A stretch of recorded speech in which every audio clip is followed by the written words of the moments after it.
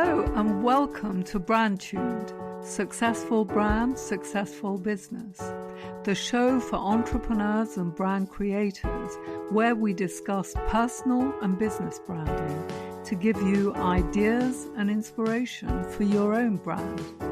I'm Shireen Smith, lawyer, entrepreneur, author, and advocate for developing purpose-based brands to change the world. As a user of branding services, I found it confusing when I first set up my business to understand the role that marketers and designers play in branding. The people talking about branding in networking groups I attended were invariably designers speaking about brands in terms of their visual side. So when I bought my first branding service, what I essentially got from the exercise was a new logo, visual identity, and website rather than marketing assistance. So when a graphic designer was going to refresh my brand a few years ago, I decided to first work with a marketer before involving the designer. In hindsight, the setup didn't work so well because I didn't know what to ask the marketer to do for me. And then when the designer got involved, she touched on a number of subjects that I'd not known to address with the marketer. So clearly, a joined-up approach is needed if you're going to involve two separate individuals in your branding. I didn't know how the two disciplines needed to get involved in branding because I hadn't yet developed a deep understanding of what branding entails. So I didn't know which professional was more important when you're creating a brand. The fact is, the whole concept of brand is confused and confusing.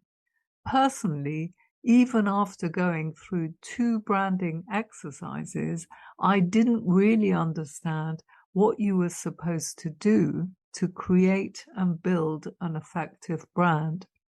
Having experienced a few branding exercises, I realized that the best option for new businesses would be to work with a graphic designer trained in marketing.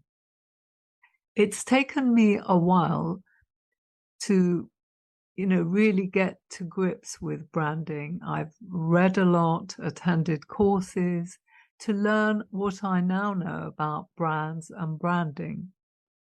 To properly create a brand, you need a solid grasp of 3 disciplines, that is, of marketing, design, and intellectual property. That's because in the 21st century, it's imperative to take IP on board, given that the digital world we live in is governed by IP laws. Although a brand is intellectual property, the worlds of lawyers who protect and defend brands and designers and marketers who create them are entirely separate. It only dawned on me relatively recently that the reason marketers and designers don't always seem to appreciate the legal side of branding and naming is that they're not trained in intellectual property. They have to pick up the subject as they go through trial and error. In view of this, while household name organizations like the Googles of this world do approach brand creation in an interdisciplinary way, the vast majority of organizations and agencies do not take account of IP when they're creating a brand. They separate brand creation from brand protection, and that can lead to many problems. Some companies would like to have an interdisciplinary approach, but can't break down the silos within their business to create more effective ways to develop strong brands. Most of them are likely to involve marketers in the branding process, so in practice, it's IP that is missed out. Brands they create may not be fit for the fast-paced, competitive environment of the 21st century. If creatives develop brands without involving lawyers, it could be detrimental to the organization or client whose brand is being developed. To avoid the 20th century silo approach to branding means getting people in different departments to coordinate and come together when creating new brands. The culture of the organization needs to encourage and reward communication and collaboration on projects so that people from different disciplines contribute to the branding process. That's how you get the best outcome and value. Many organizations don't have such a culture. People often fail to involve others who have significant contributions to make to the branding process, with the result that it's only too possible that a brand is created that the legal team has not been asked for input on. So a weak name and brand may be the result. An example of a weak name is Clubcard, which Tesco's have tried in vain to register as a wordmark. Sometimes it's only when people come to protect the brand name that shortcomings are found with it, and by then it's often too late to make a change. For Tesco, that meant using a name that every other company was also able to use to introduce loyalty card schemes. They could have enjoyed a competitive advantage if they'd chosen a distinctive name that uniquely belonged to them.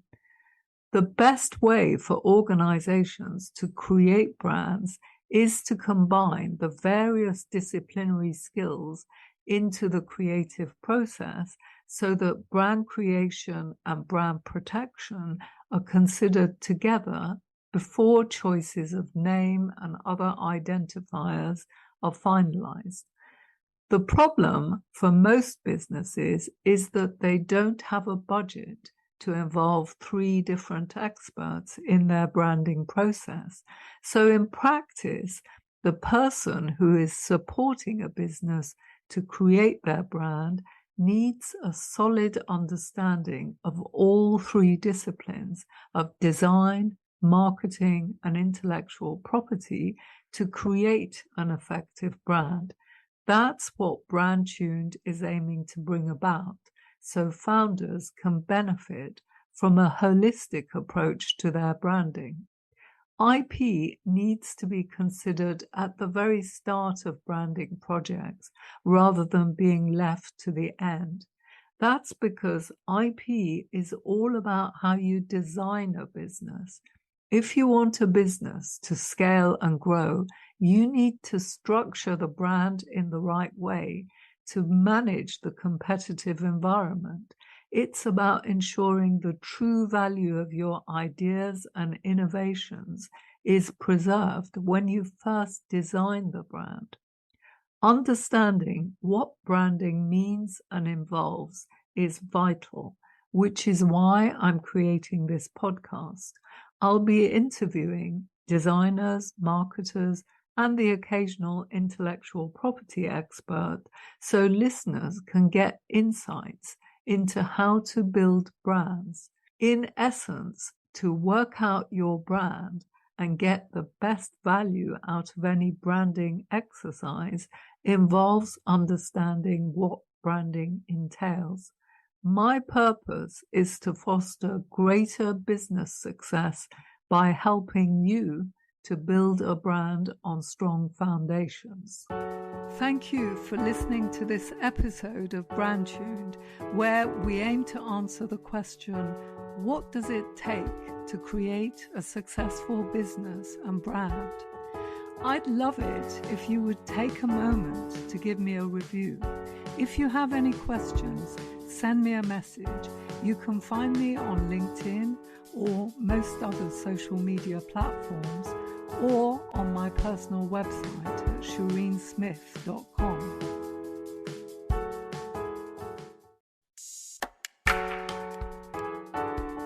That's it for this week. Do subscribe to the brandtuned newsletter to get weekly updates. I'd also love to get your feedback. Just send me an email to info@brandtuned.com. Finally, if you liked the episode, please do share it with your friends and colleagues and review it on iTunes or whichever platform you use to listen to podcasts. If you leave us a 5-star review, it means more people will listen and we can spread the word much more quickly about the podcast.